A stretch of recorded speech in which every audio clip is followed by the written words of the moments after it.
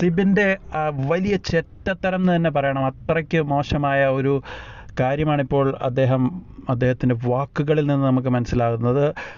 അതായത് വലിയ വാക്ചാതുര്യവും ചാട്ടുള്ളി പോലെ ഉരുളക്കുപ്പേരി പോലെയൊക്കെ തിരിച്ചു പറയാനും സംസാരിക്കാനും ഒക്കെ ഭയങ്കര കഴിവുണ്ടെങ്കിലും അദ്ദേഹത്തിൻ്റെ യഥാർത്ഥ ഉള്ളിലിരിപ്പ് ഇപ്പോൾ പുറത്തു വന്നിരിക്കുകയാണ്. അതായത് ആരെയും ഇങ്ങനെ വധിക്കാൻ, അതായത് ഉന്മൂലനം ചെയ്യാൻ മടിക്കാത്ത ഒരു വ്യക്തിയാണ്. ഇപ്പോൾ തനിക്ക് എതിരാളികളായിട്ട് വൻ ശക്തിയായിട്ട് വരുന്ന ആളുകളെ മറ്റുള്ളവരുടെ മുന്നിൽ വളരെ തരം താണ രീതിയിൽ അവതരിപ്പിക്കുകയാണ് സിബിൻ ഇവിടെ ചെയ്യുന്നത്.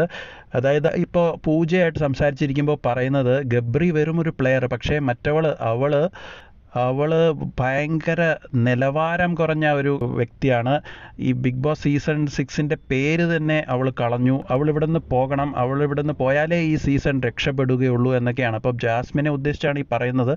അപ്പോൾ ഒരു കാര്യം പറയേണ്ടത്, ഇങ്ങനെ ഇത്രയ്ക്ക് അധപ്പതിക്കരുത്. അതായത് ജാസ്മിൻ എന്നുള്ളത് ജാസ്മിൻ്റെ ആ ധാർമ്മികതയൊക്കെ നമുക്ക് ചോദ്യം ചെയ്യാം.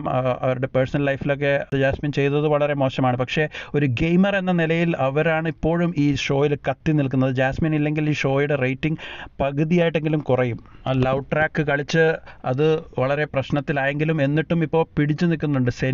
സെൻറ്റി കളിച്ച് ജാസ്മിൻ കരഞ്ഞും പിന്നെ വലിയ വിഭ്രാന്തിയൊക്കെ കാണിച്ച് ആ സ്ക്രീൻ പ്രസൻസ് ജാസ്മിൻ അവിടെ വളരെ മുൻപന്തിയിൽ തന്നെയാണ് നിൽക്കുന്നത്. അപ്പോൾ ഈ കാര്യം മറക്കരുത്. ഒരു എതിരാളിയെ ഇങ്ങനെ നിസ്സാരവൽക്കരിച്ച് തരം താഴരുത്.